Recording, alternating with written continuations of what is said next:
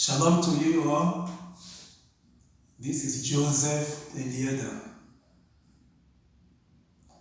Vision number 4. Construction workers and those working on the sites. Vision received on the 21st of July 2021 around 2 a.m. By Holy Spirit enablement,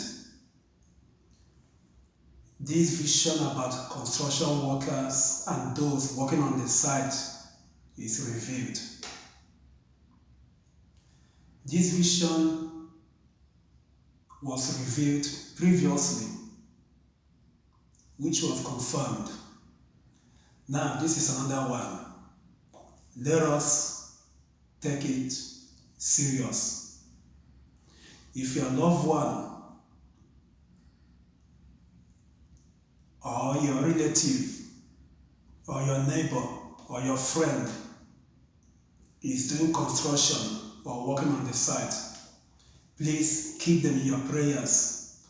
Pray for them, for their protection and for their safety. When you pray, use Psalm 91 and pray.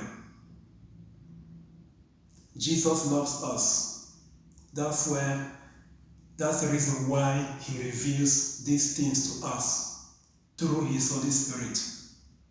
He cares for us, and Jesus loves you.